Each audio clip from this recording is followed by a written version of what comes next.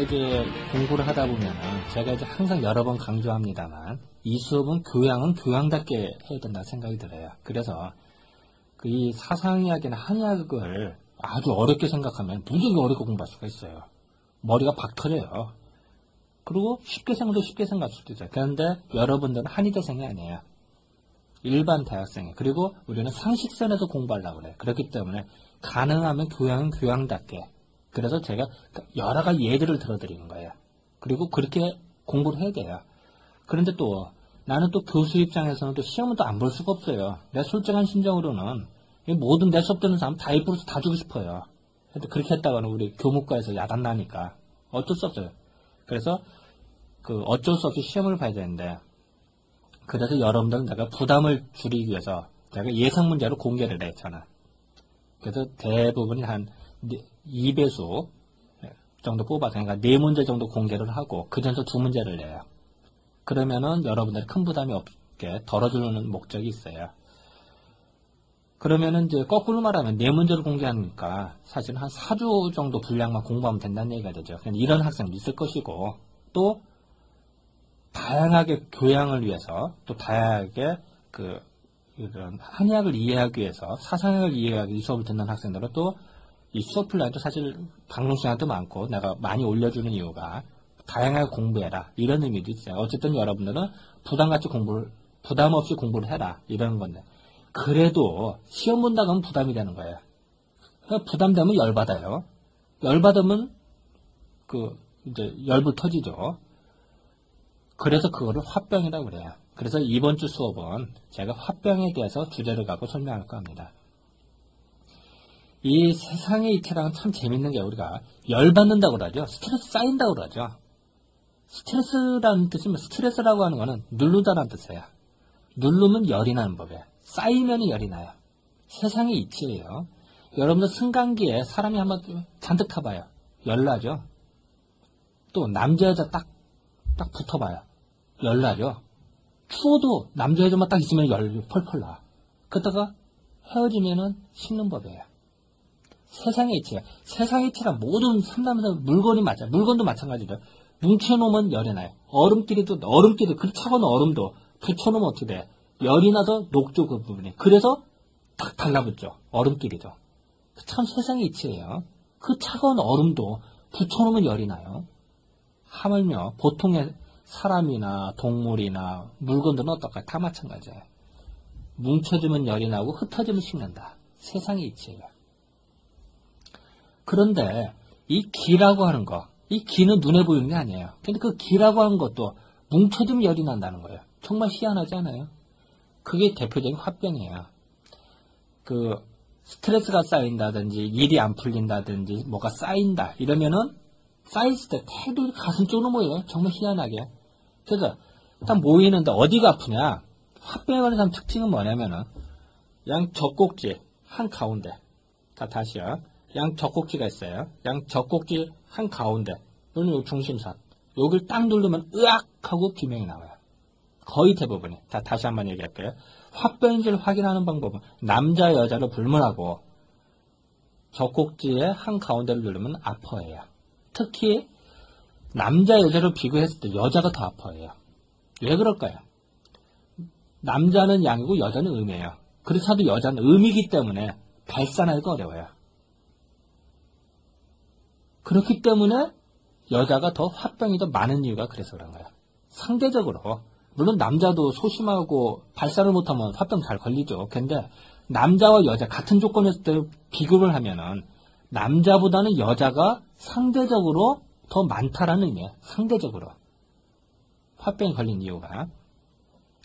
그래서 그런 사람들은 어떻게 우리가 치료를 할 것이냐 이런 생각이 드는데, 일단은 이제 긴장을 좀 풀어야겠죠. 항상 긴장을 좀 풀어야 될 것이고, 또 화병에 잘 걸리는 또 잘 체해요. 자, 다시 한번 좀 볼까요? 자, 사람을 볼 때, 양 젖꼭지 한 가운데 여기가 아프다고 그랬어요. 그죠? 근데 또 재밌는 거는 화병이 오래된 사람일수록, 심한 사람일수록 요 부위가 커요. 여기도 아프고, 요 위아래로 다 아프어지는 거예요. 그리고 더 심해지면은, 요 옆구리 밑에, 여기도 아파져요. 요 양쪽도. 그래서, 특히 여자들 같은 경우, 나는 처음에, 여자들을 진찰을 할 때, 여기, 물론 오디를 했을 때는 눌러서 아파요. 근데 대부분이 브라자를 해요. 요 끈이 꼭 여기 지나가요. 그래서 나는 간혹가다 브라자 끈 때문에 아픈 사람이 있어요. 간혹가다. 그래서 나는 꼭 브라자를 벗으라고 꼭 확인을 해, 진짜. 그럼 정말 아파요. 그리고 또 여자들 중에 상당수가, 이게 오래된 사람들은 옆까지 아파. 그래서 옆을 누르면, 요새 꼭 확인해야 해요. 확인을 해야 되는 이유가, 유방 때문에 아파지는 수도 있어요. 유방 때문에. 유방의 질환 때문에 겨드랑이 밑에가 아픈 수가 있고, 화병이 오래돼서 아픈 경우가 있어요. 그래서 그건 꼭 확인을 해줘야 돼요. 옆구리 밑에가 아픈 경우는, 유방의 질환일 때는 그는 산부인과 병원에서 자세히 봐야 돼요. 진찰을 해야 되고, 유방의 문제가 아니다. 유방이 문제인지 아닌지는 어떻게 하냐면은, 유방을 만질 때는 반드시 손을, 요게 양 적국, 이제, 여기 나와요.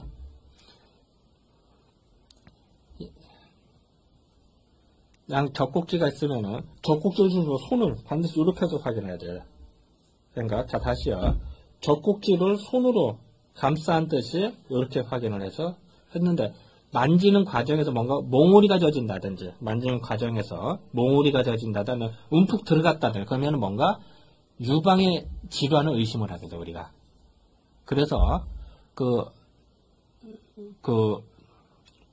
젖꼭지 또한 이 젖꼭지가 함몰이 됐다든지 젖꼭지가 움푹 들어갔다든지 여러분들 여학생이라고 여학생 자기 스스로 진찰할 수가 있어요.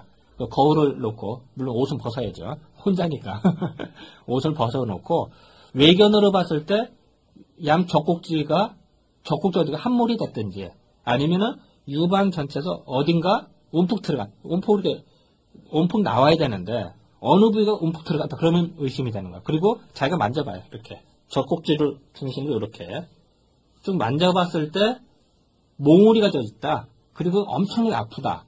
그러면은 뭔가 유방의 질환을 의심하게 되는 거예요. 그 자가진단법이에요. 요거는 물론 뭐 여러분들 뭐 남학생들 있습니다만 내가 이 이야기를 하는 이유가 여러분들 자기 애인이 그럴 수도 있고 자기 결혼해서 자기 부인이 그럴 수도 있어요. 그리고 사실은 우리가 또 여자 스스로도 자기가 유방의 질환을 항상 의심을 해봐야 되기 때문에 자가진단법 중에 우리가 사용하는 방법이에요. 그래서 그거를 말씀드리는 거예요. 그리고 그런데 그게 없다. 자, 유방의 질환은 아니다. 그래도 옆구리뼈가 아프다. 그거는 무지하게 오래됐다. 화병이. 그리고 화병 걸린 사람들의 특징은 또 뭘까요? 했어요? 낮에 이렇게 생활하다가 이런 식으로 한숨을 잘 쉬어요. 특히 소음인들이 더 그래요. 소음인들은 내가 진찰을 하다 보면 정말 재밌는 게 소음인의 상당수가 화병 걸린 사람의 상당수가 소음인들이 많아요. 물론 다른 체질도 많은데 소음인의 비율이 더 많아요. 그 이유는 소음인들의 성격이 자기 속상한 거나 이거 잘 얘기도 안 하거든요. 가슴에 묻어두는 사람 많고 그러다 보니까 더 많고 또 그러다 보니까 쌓이니까 자기도 모르게 이런 식으로 한숨을 잘 쉰다라. 공부하다가 뭐하다가 그런 특징. 그런 소양인도 화병이 오래되면 한숨이 나올 수가 있어요. 물론 소음인이 무지하게 잘 나와요. 평상시에도. 그런 특징이 좀 있고요. 그래서 이제 우리가 이제 화병에 이렇게 걸렸다 하면은 조치 방법을 어떻게 하느냐. 물론 이제 열받치는 데 없어야겠죠. 당연히. 그리고 잘 속상한 걸 자꾸 풀어야 돼요. 그리고 또 하나는 체질에 따라 소양인 같은 경우는 우리는 꼭 상추를 먹으라. 상추. 이 상추의 효과도 내가 따로 별도로 올려주는 농산TV에서 촬영하고 순천한대께서 이렇게 제작된 게 있어요.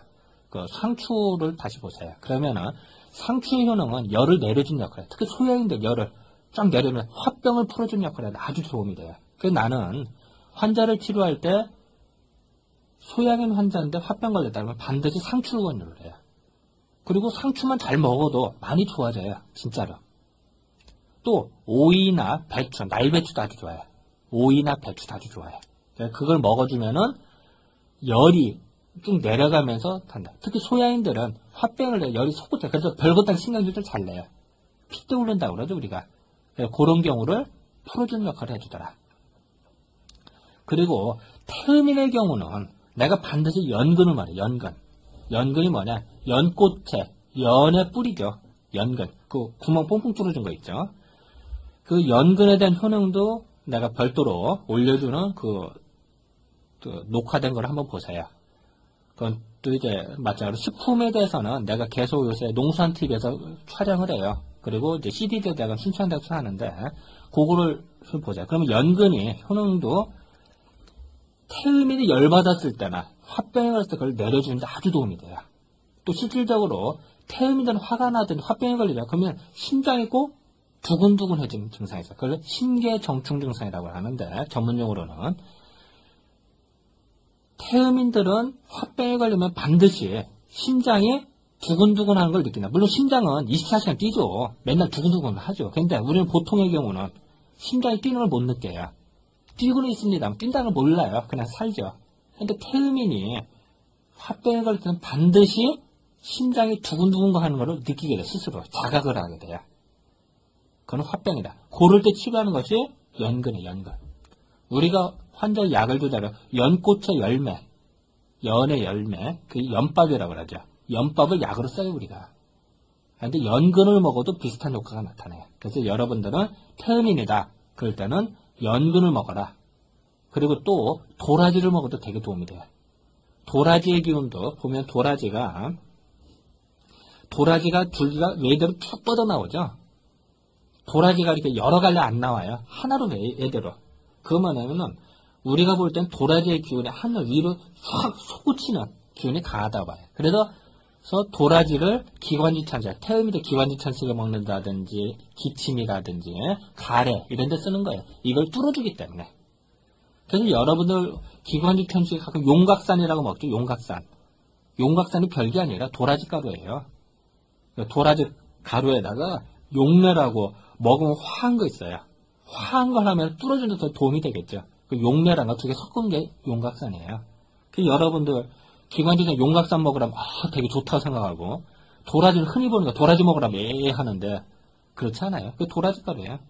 그런 거 많아요. 예를 들어서 그 뭐 치통, 이통 뭐 인사돌, 덴타놀 먹어라 이런 거 선전 잘 나와요. 그게 뭔지 알아요? 옥수수예요, 옥수수. 옥수수를 추출해서 만든 거예요. 옥수수 먹으면 끝 되는 거예요. 그런데 그거를 인사돌 먹어라 이러면 대단하게 생각해요. 우리가 참 인사도 뭐 영어로 써도 ZML 학문적으로 ZML이라고 그러거든요. 그렇게 하면 야 대단하다 생각되죠. 그게 별거 아니에요. 자, 그런 것이 많다. 우리는 그 문화적 사대주의 때문에 그 어려운 용어를 쓰면 대단하다 생각을 하고 쉽게 설명하면 별거 아니라고 생각한다. 이런 것이 참 그 문화적 사대주의인데 그건 빨리 탈피할 거죠. 그리고 소음인 같은 경우는 소음인은 화병에 걸렸어요. 생강차를 먹으면 효과가 상당히 좋아요. 그래서 소음인 약을 쓸 때 우리는 반드시 생강이 반드시 들어가요. 내가 지금까지 약 처방하는데 소음인 처방하는데 생강은 빠진 적이 없어요. 그 정도로 생강 효과가 좋아요. 근데 생강차 먹으러 가면은 맨날 보는 게 생강이야 우리가. 그러다 보니까 우리 이게 생강 먹어서 되겠냐. 그렇지 않아요. 생각보다 효과가 좋다. 생강차가. 요거를 좀 생각해 주시면 될 것 같고요. 태양에는 어떠냐? 모과차를 먹으래요. 모과차. 이 모과의 효과도 생각보다 효과가 좋아요. 그래서 차로 먹는 거는 모과차. 그래서 태양이나 그런 걸 권유를 하는데 또 아니면은 또 태양 같은 경우는 예를 들어서 이제 순차라든지 아니면 이제 오가피 뭐 이런 것도 권하는데 그건 구하기 어려우니까 어쨌든 모과차를 먹으면 도움이 되더라. 이렇게 좀 정리하면 될 것 같아요. 자, 이제 제가 이번 주는 그 화병에 대해서 설명을 해드리는데 이 화병은 기본적으로 뭉쳐서 생긴 거다. 그렇기 때문에 풀어줘야 된다. 풀어주면 여러 가지. 예를 들어서 그렇게 생각할 수도 있어요. 반주를 한 잔씩 먹어도 풀어줘요. 술을 먹어도. 왜 그럴까요? 우리가 술을 먹으면은 우리 술 먹은 사람들 뭐라 그래요? 열나죠? 술 먹은 사람들이 취하면 취했다 이러잖아요. 술 먹고도 나 취했어 이렇게 하는 사람 없어요. 그거는 술 먹으면 열이 나요. 그리고 취했다고 이렇게 얘기를 해요. 그리고 술 먹으면은 안 하달 얘기도 더해요. 한마디하고 두마디 더해요. 그렇게 하고 뭔가 흥분이 잘 돼요. 흥분이 잘 되는 건 섹스할 때도 도움이 되고 말할 때도 도움이 되고 또 고민되는 거 털어놓을 때도 도움이 되는 법이에요. 그래서 약간의 술은 도움이 돼요. 근데 술을 잔뜩 취하면은 오히려 득보다 실이 많아져서 더 해가 되는 법이죠. 적당히 해야죠. 그러니까 화병에 걸렸을 때 적당한 한 잔의 술은 더 도움이 될 수가 있어요.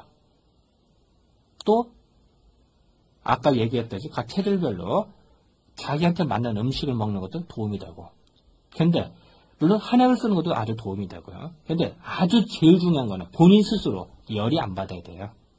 그래서 소화행 같은 거 화병이 오래되다 보니까 건망증이 생겨요. 깜빡깜빡해요. 소음이는 불안초조해서 화병 걸리면은 그 눈동자가 막 흔들려요. 흔들리고 불안해서 뚜리문뚜리문 거려요. 이 태음이는 화병에 걸렸다가 심장이 두근거려진다. 이런 특징들이 나타나요. 그래서 10중 8구를, 그리고 그거는 아까 얘기했습니다만 가슴을 눌러보면 금방 알더라. 이런 특징들이 있습니다. 그래서 어쨌든 이번 주는 제가 좀 짧게 강의하는데 화병 걸리지 말라고 여러분들 일부러 강의 시간을 짧게 하고 화병에 대해서만 설명을 해드렸습니다. 자, 그럼 여러분들 화병 걸리지 마시고 즐겁고 유쾌하게, 웬만하면은 즐겁고 유쾌하게 지내도록 합시다. 네, 감사합니다.